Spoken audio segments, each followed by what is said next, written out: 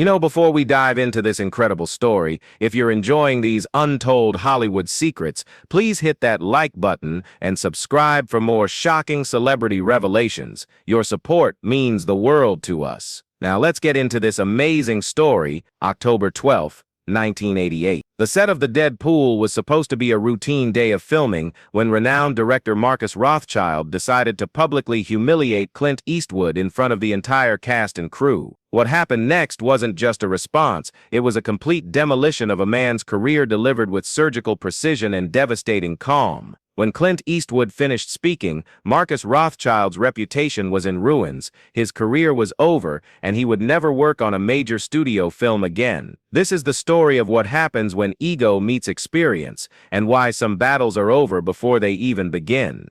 Now, let me back up here and explain who Marcus Rothschild was, because understanding his arrogance makes Clint's response even more devastating. In 1988, Marcus Rothschild was Hollywood's golden boy director. At 34 years old, he'd made 3 consecutive hit films that had grossed over $300 million combined. Entertainment Weekly had called him the future of American cinema. Time magazine had featured him on their cover with the headline, "The New Spielberg." Marcus Rothschild believed every word of his own press. More importantly, he believed that his success gave him the right to treat veteran actors like relics from a bygone era. Marcus had this theory that Hollywood needed to shed its old guard to make room for new talent, recalled assistant director Sarah Mills. He saw actors like Clint as obstacles to progress rather than legends to be respected. Rothschild had been hired to direct The Dead Pool, the 5th Dirty Harry movie, specifically because studio executives wanted a fresh perspective on the franchise. What they got instead was a young director who thought he could reinvent Clint Eastwood. The tension had been building for weeks. Rothschild would challenge Clint's interpretation of Harry Callahan, suggesting that the character needed to be more vulnerable, more emotionally accessible to modern audiences. Clint would listen politely, then deliver the scene exactly as he always had. Rothschild would ask Clint to try different approaches to iconic lines, to bring new layers to a character Clint had been playing for 17 years. Clint would do one take Rothschild's way, then say, "Now let's do it right," and deliver the line his way. Each time Rothschild's frustration grew. He wasn't used to actors who didn't defer to his vision. He wasn't used to being treated like just another director instead of the wunderkind the industry believed him to be. October 12th started with what should have been a simple scene. Harry Callahan was supposed to walk into a crime scene, assess the situation, and deliver one of his trademark dry observations about the carnage. Rothschild had what he thought was a brilliant idea. "Clint, I want to try something different with this scene," Rothschild announced loudly enough for the entire crew to hear. "Instead of the usual stoic approach, I want to see Harry affected by what he's seeing. Maybe some visible emotion, some humanity." Clint looked at the young director with the patience of a man who'd been dealing with over-eager filmmakers since before Rothschild was born. "The scene's written fine. Harry sees this stuff every day. He's not affected anymore." "But that's exactly the problem," Rothschild said, his voice taking on a lecturing tone. "Modern audiences want to see vulnerability in their heroes. They want to connect emotionally. Harry Callahan doesn't do vulnerability. That's the point. And that's why the character feels dated to contemporary viewers." The set went quiet. In all his years of making movies, Clint had rarely been told that one of his most successful characters was dated. Clint repeated, his voice calm but with an edge that smart people recognized as a warning. "Look, Clint, I respect what you've done with this character, but times have changed. What worked in the 70s doesn't necessarily work now. Audiences are more sophisticated. More sophisticated than what? Than the simple good guy bad guy dynamic. They want complexity, nuance, psychological depth." Clint studied Rothschild for a moment, taking in the young man's confident posture, his lecturing tone, his complete certainty that he understood filmmaking better than a man who'd been making movies since Rothschild was in diapers. "You think Harry Callahan lacks psychological depth? I think he could use some updating for modern sensibilities." That's when Rothschild made the mistake that would end his career. He turned to address the crew, speaking loudly enough for everyone to hear. "This is exactly the kind of thinking that's holding Hollywood back. We've got actors stuck in the past, playing the same characters the same way for decades, refusing to evolve. The cast and crew exchanged nervous glances. Everyone could feel the temperature dropping, but Rothschild was too caught up in his own speech-making to notice. It's time for a new generation of filmmakers to show these old-school actors how to bring real depth to their performances. Clint let him finish. Then he walked over to where Rothschild was standing and spoke in the quiet, measured tone that anyone who knew him recognized as extremely dangerous. "Marcus, you've got something to say to me. I'm just trying to help you understand that your approach to this character might be limiting its potential." My approach?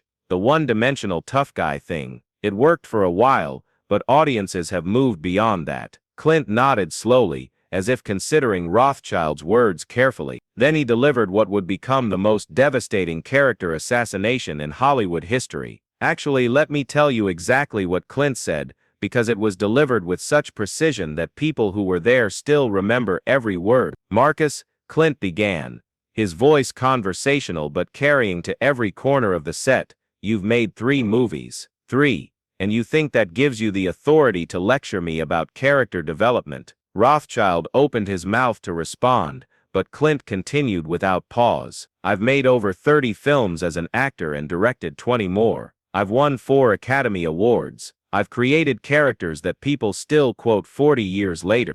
And you think I need lessons from someone who's been in this business for 5 minutes?" The set was dead silent. Everyone knew they were witnessing something that would be talked about for years. "But let's talk about your 3 movies, Marcus." Knight Rider, a ripoff of every motorcycle movie ever made. Downtown Heat, a wannabe action film that stole its plot from 6 different sources. And The Last Stand, which would have been forgotten completely if the studio hadn't spent $50 million promoting it. Rothschild's face was turning red, but Clint wasn't finished. "You call that experience? I call that getting lucky with other people's money. The only reason you're standing on this set is because some studio executive thought hiring a young director would make an old franchise. But here's what that executive didn't understand. There's a difference between fresh and clueless. Fresh brings new ideas to establish success. Clueless tries to fix what isn't broken and ends up breaking everything." Don't forget to comment below and let us know what other legendary Hollywood confrontations you'd like to hear about. "Now," Clint continued, his voice still calm but growing more deadly with each word, "you want to talk about psychological depth. Let me explain the psychology of Harry Callahan to you. Harry doesn't show emotion because he's seen too much to be shocked anymore. He doesn't reveal vulnerability because in his world, vulnerability gets you killed. He doesn't need to explain his motivations because his actions speak louder than words. That's not one-dimensional. That's discipline. That's a character who knows exactly who he is and doesn't need to prove it to anyone." Rothschild tried to interrupt. "I understand that, but no." Clint cut him off. "You don't understand anything. You think depth means having characters explain their feelings. You think complexity means making simple things complicated. You think modern means throwing away everything that works in favor of everything that's trendy. That's not directing. That's destroying." The entire crew was staring now, watching a master filmmaker dismantle a pretentious young director with clinical precision. "And here's the thing about your modern sensibilities, Marcus. You know what's modern, what's always been modern: truth, authenticity, characters who feel real because they're not trying to feel real. Harry Callahan is authentic because he doesn't perform his toughness. He just is tough. He doesn't announce his principles. He lives them. He doesn't explain his code. He follows it. That's timeless, Marcus. Not dated. Timeless. And if you can't tell the difference, you have no business directing anyone, much less me." Rothschild was speechless, his face now completely red with humiliation and rage. But Clint still wasn't finished. "You want to know what's really holding Hollywood back? It's directors who think they're smarter than the material, actors who think they're more important than the story, and executives who think success means changing everything that works. You represent all 3 problems rolled into one ambitious, inexperienced package." Then Clint delivered the killing blow. "I've been making movies since before you were born, Marcus. I've worked with directors who understood that collaboration means respecting what each person brings to the project. You don't want collaboration, you want submission. Well, here's some psychological depth for you. I don't submit to anyone, especially not to directors who think 3 lucky breaks make them experts.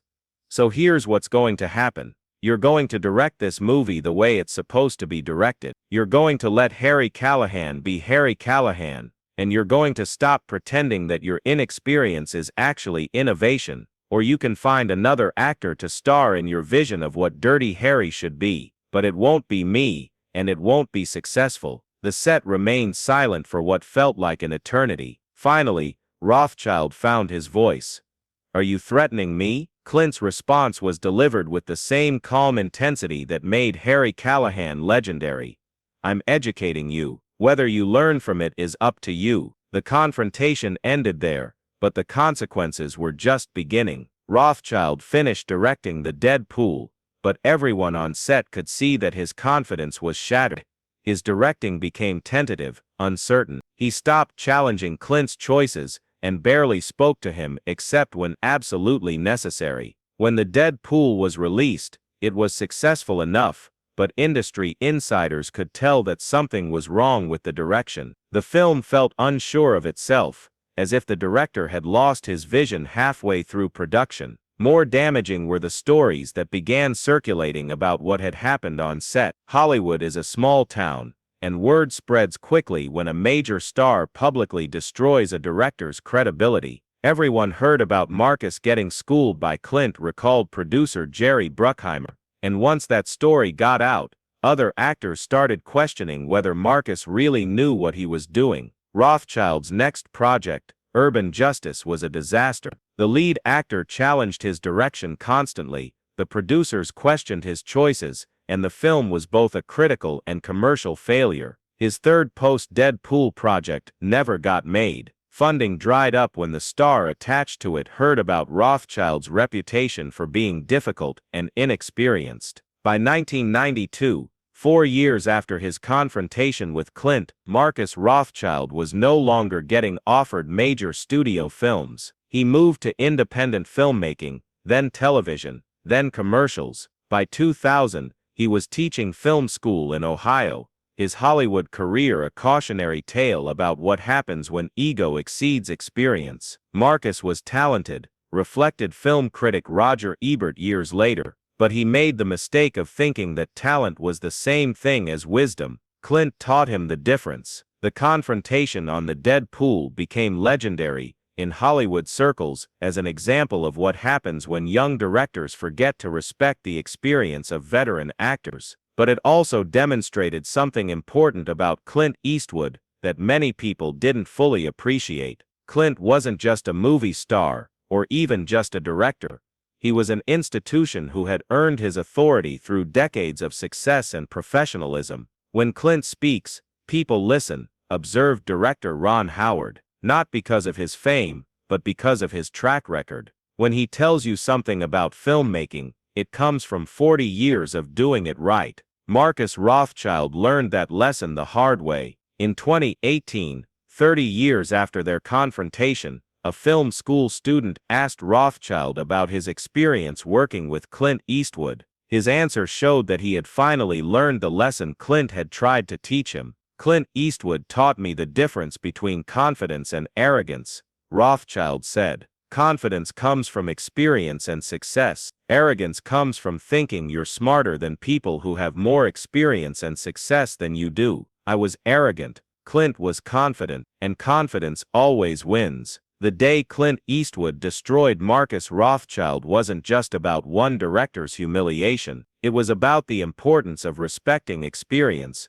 understanding your place in the hierarchy of expertise, and recognizing that some battles can't be won with words. They can only be lost with them. October 12, 1988. A young director thought he could teach an old master new tricks. Instead, the master taught the student why some lessons are learned the hard way. Marcus Rothschild discovered that in Hollywood, reputation is everything, and when you challenge a legend, you'd better be prepared to become a cautionary tale. Clint Eastwood didn't just destroy a director that day. He reminded everyone on that set why respect is earned, not demanded. and why experience will always trump arrogance. Some directors make movies, others make careers, and a few, like Clint Eastwood, make legends. The difference is knowing when to speak and when to listen. Marcus Rothschild never figured out the difference. That's why he's teaching film school, and Clint Eastwood is still making movies at 94 years old, because legends don't retire. They just remind younger people why they're legends, one devastating conversation at a time.